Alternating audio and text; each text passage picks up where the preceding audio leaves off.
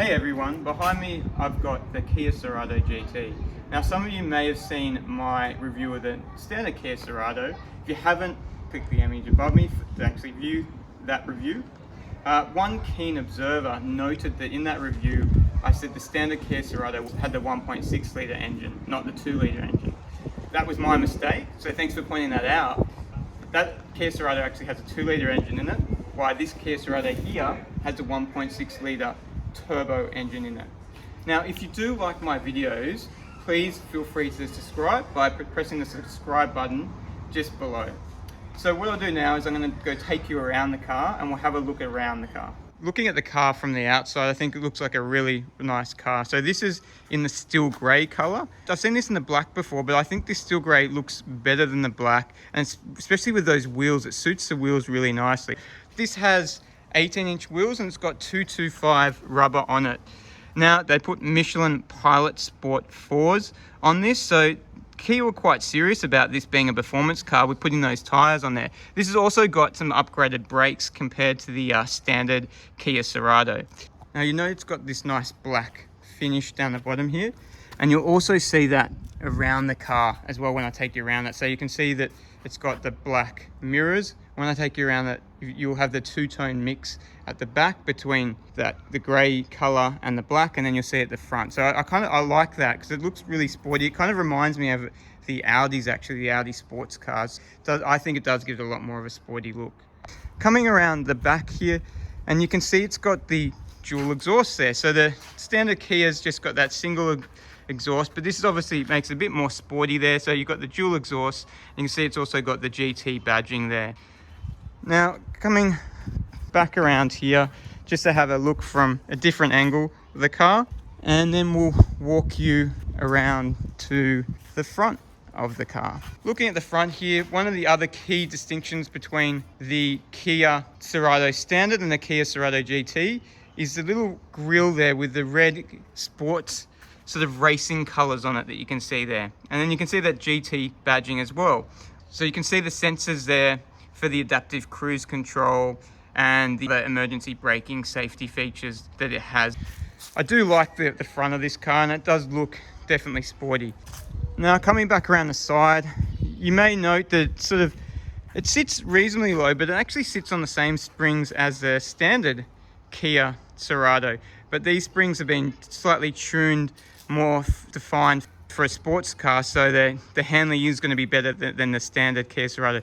This one's also had tinting done to it, so you can see that the windows are a bit darker on it. It's supposed to be privacy tint, but looking from the front at the rear windows, it looks like it's a pretty similar percentage of tint, both the front and the rear. So that's the outside of the Kia. What we're going to do now is we're going to jump in the Kia and show you inside the car. This car's also got proximity key here. You can see if I've got the keys in my pocket, I can just click here and it will open. Inside the Kia now, and I think it's quite a nice place to be inside this car. If we just have a look here in front of us, you can see it's got the tacho on the left, and then just underneath that you've got the car temperature, and then on your right you've got the speedo and the fuel tanks. Fairly simplistic, but nice looking. And then you've got that big DIS gauge in the middle there where you can really go through a bit of information. So at the moment I've just got the drive information, so you can see how many kilometers I've driven, the amount of fuel I'm using at the moment, and how long I've driven for, then things like temperature and the amount of kilometers this car has. This car's pretty new. It's a 2019 model Kia, registered 220, so it's only done about 3,500 Ks, as you can see there. Some of the other options, you can see it's got a compass here. If I select between it, I can have a look at my lane assist and make sure if I'm driving, I'm staying in my lane. And then there's the different menu options that you change things like the driver assistance, doors, lights, sound, and some other convenience options, use service intervals. You've got some other features there, and you can reset everything in there as well. And if we just go back, then it just takes us back to the driver information. One of the other things I like about this car is when I jumped in, as soon as I sort of turned it on, the seat sort of brought me back into the settings, so it sort of tucks you into the car. So it takes itself back out when you get out, and then when you get in, it adjusts you back to your seat settings. So I think that's pretty cool, and it's sort of more of a feature that you see in the European cars than you usually get in these Japanese or Korean cars. Some of the other things I can see in front of me on the DIS is I can have a look at my fuel economy. If I want to, I can have a look at the transmission temperature, which is interesting. And then I can see what drive mode I'm in. I can have a look at digitally how fast I'm going, and then back to that driver information center. So if I take you around the cabin, as I've said before, when I've been in these Kias, they remind me of the interior of the Mazdas, which isn't a bad thing, because I think the Mazdas have got one of the best interior out of the Asian built cars. Now, this has got a good size infotainment system there, and it's also got Apple CarPlay and or Android. So if you've got an Apple Android device, you can plug it in, and it's pretty easy to use. Buttons are fairly easy to use. On the left hand side, you've got the volume button, and the right hand side controls that infotainment system. It is also touch screen, so if you want to touch something like the radio here, you can go in and just touch it if that's easier to use that way. Having a look down here, you've got your air conditioning vents, and then having a look further below, this has got dual zone climate control. You can control individually the settings if you want from each side of the car. As we go a bit further down, you can see, you probably don't know if you can't really notice it, but here it's got the wireless charging. So if you just put your phone on there, it will wirelessly charge. It's quite easy, you don't have to plug it in there. And then below, you've got 2 USB sockets there for charging, or if you want to plug in another device. And it's also got an auxiliary plug there, and you can also see the 12-volt socket. This is an automatic. You can only get these in Australia in automatics. It's also got Tiptronic here as well. What's cool is it not only has heated seats, but it also has cool seats. So you don't often see seat cooling. In Australia here, in summertime, that comes in quite useful there. And then you've got the button here for your driver mode, so changing through the different driver modes. It's got front sensors and it's got a rear camera, and you can turn those sensors off by the parking button here. And then if we have a look, it's got the nice sporty seats which do tuck you in. It's leather seats as well, and I think they look really good with the red leather trim and stitching around the side there. And then this one, you can see it's got the sporty looking vents on the side there. It's got a bit of stitching here on the dash. It looks good, feels a bit plastic, but I guess this car is only just over 30,000, so you're not going to expect it to be all leather everywhere, but it still feels okay. It doesn't feel super cheap or anything like that. Taking you back around and just showing you some of the buttons on the steering wheel, which I was using before to control between the different settings in the DIS there. It's obviously got Bluetooth in this car, so you can use the voice recognition there. You've got your different modes for the infotainment system, which you can go through there. And then you've got your volume buttons, and then just tuning between the different radio stations. You can answer the phone, hang up the phone here. On this side, this is where I was controlling everything for the DIS, and you've also got your cruise control. As I said, it does have adaptive cruise control. So this button here, I can change the settings between how far before the adaptive cruise control kicks in to when a car is in front of me. Behind here, you can see this has Tiptronic, so it's got the flappy paddles just behind the steering wheel there. And then you've also got things like the wipers and different wiper settings, and then you've got just the basic blinkers and front and rear fog light buttons there on the blinker stalk. Just below me, we can control all the safety features here. So we've got traction control, which we can turn on and off. It's got the rear sensor here, which you can turn on or off. This is just for your tire pressure and resetting after you pump up the tires again, so the tire pressure monitor. And this is your lane assist, where you can turn on or off. This is just the dimming of the internal lights, and then you can adjust the headlights and how that beam looks as well. As you can see here, you can set, you've got 2 driver settings for the front driver seat there. For if you've got 2 different people driving, you can just set custom settings there. And then you've got your window controls here. The seats are fully electric, and you can see the fully electric lumbar buttons here. And then you can control everything else is controlled electrically here, just on the side of the seat. The passenger seat isn't an electric, so it's just a driver's seat that's fully electric. And this also has the standard handbrake, no handbrake button, which I think I actually prefer, and 2 cup holders down there. And then this has also got start and stop, so you'll see the start stop button. The steering wheel, I like it. It's a good size. It's got the flat bottom steering wheel here with the GT badging on there. That's the front of the car. I'm going to go jump in the back of the car and then show you the back. In the back of the Kia now, one of the things I was really impressed with in the standard Kia Cerato that I reviewed was the amount of room in the back. Now this is only a hatch, it's only a small hatch, but as you can see, I've got quite a fair bit of room here. So it's quite comfy, and the headroom's also good as well. I've got a fair bit of headroom here as well. So you get a lot of room in this car, which is quite good. It's good to have that you can actually comfortably fit adults in the car. So if I have a look around the back of the cabin here, also the seats, they're not too bad. They're pretty comfortable in here. Seems that every car I've reviewed recently has a baby child seat in it. The other thing I noted before, which is quite good, is that the drivetrain doesn't affect the middle seat here. In the middle here, you can see you've still got a fair bit of leg room. You're not sort of compromised too much with the leg room. You've got the rear air vents there, the air conditioning, which you can control. And with these Kias, unfortunately, you can't put any sunroof in it, so you can't even option a sunroof there. That's an interesting thing. I thought it was quite strange that you couldn't at least option a sunroof in these cars. One of the other weird things in this Kia is, I don't know why it doesn't have two cargo nets in it. So you can see on the left there, it does have a cargo net, but on the right here, it's got nothing. Thought that was a bit strange, and there's no real rhyme or reason to that. Yeah, this is the back of the car. Before I take you around and look at the amount of cargo space in there, I'll just talk quickly about the seats. So you can fold these seats down. They're 40-20 folding, so you can fold, if you want the car seats, and I can't show you because the car seat's there now, you can fold everything flat. They give you some more cargo space if you're carrying anything big. One of the things about the Kia in the back here I noticed is the carpet does feel a bit cheap. It's really feels really thin and there's not much to it, but I guess you're not paying a huge amount for these cars, so there is obviously going to be some cost cutting somewhere. So that carpet just feels very, very fake, like fake grass. So let's have a look at the boot space in here. So just to open up just underneath the car here, and then having a look in here, you can see it's quite a good sized boot.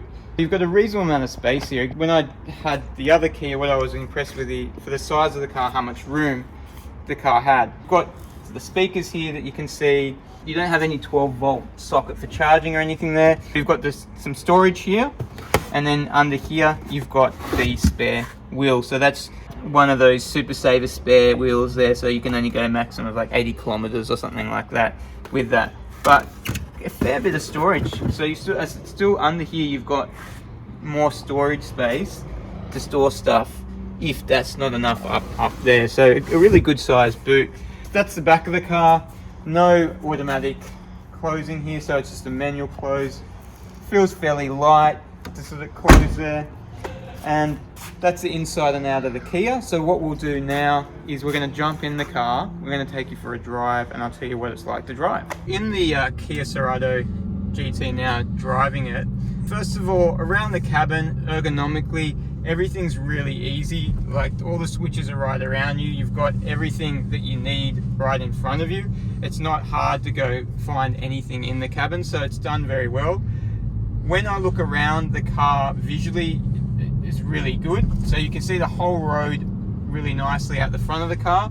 Looking in the mirrors, it really covers all your blind spots as well. So there's no big pillars that sort of take anything away from your visions, and around the car you can see everything quite well, so that's very good. The sound system in this car, it's an 8-speaker sound system. It has a JBL system in it, and it's reasonably good.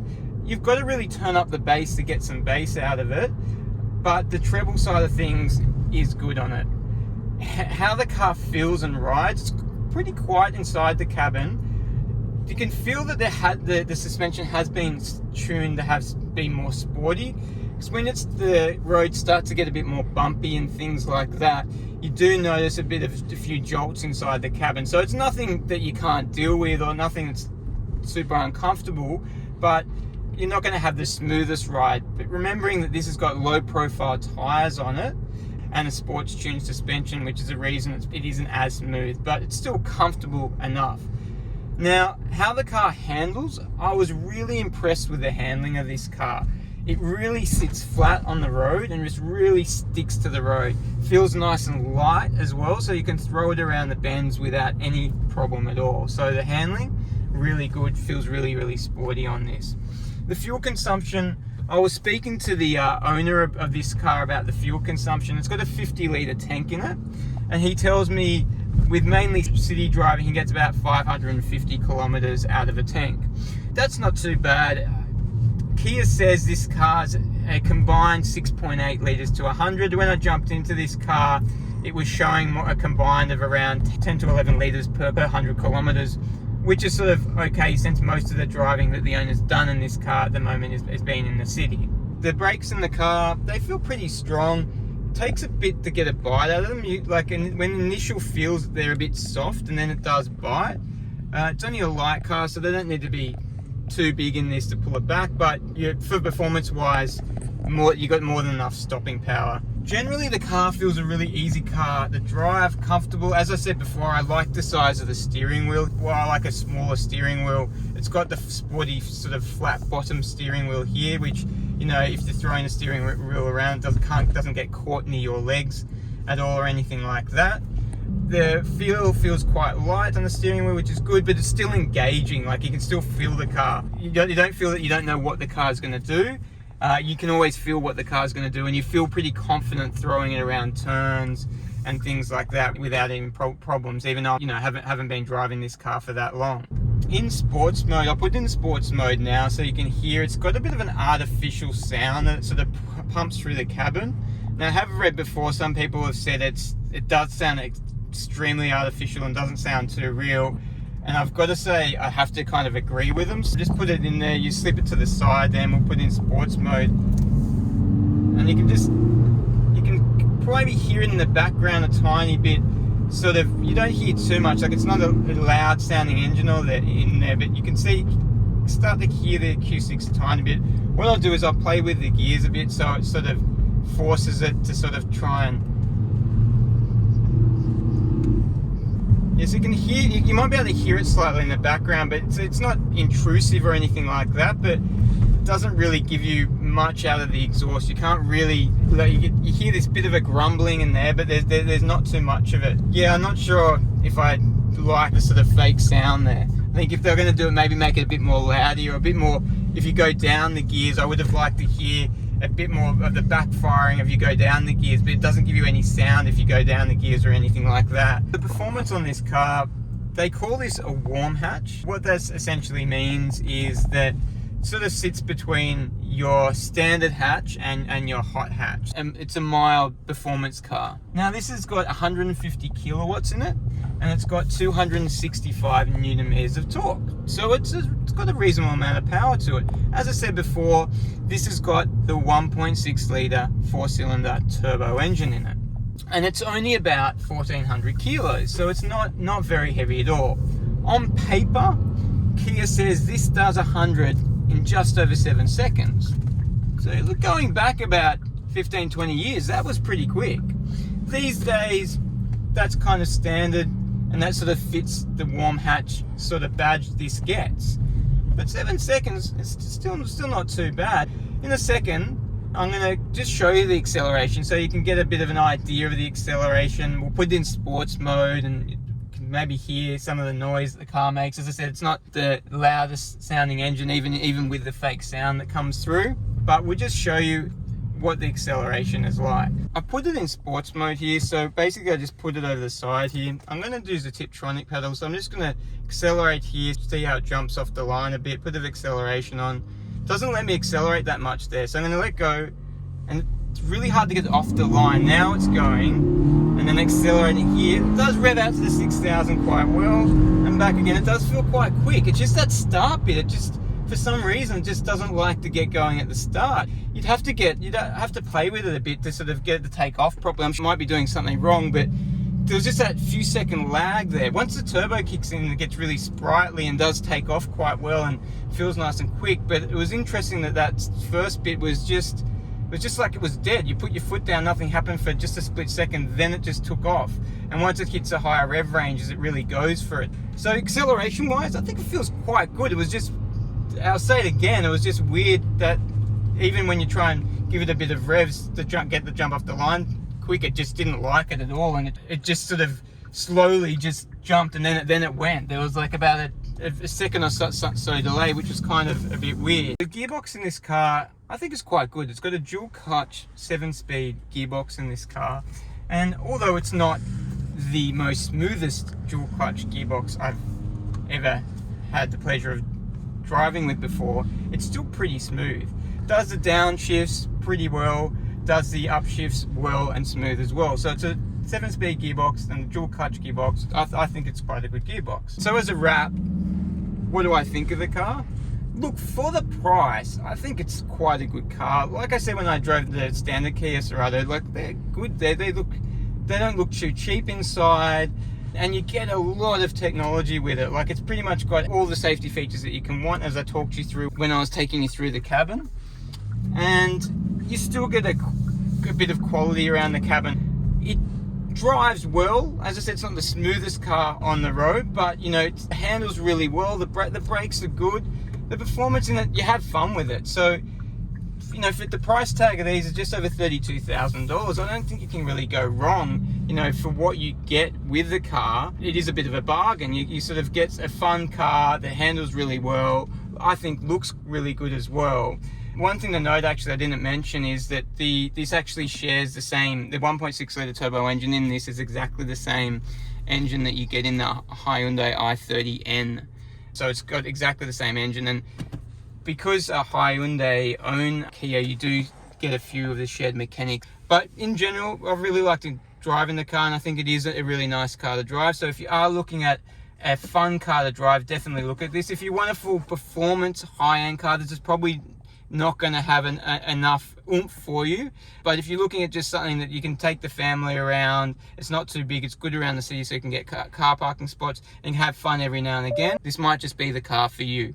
Anyway, thanks again for watching, and as I said, if you like my videos, please subscribe. If you've got any comments, things that you want to see more on the videos, please just comment down the bottom, and I'll try and include those in my next videos.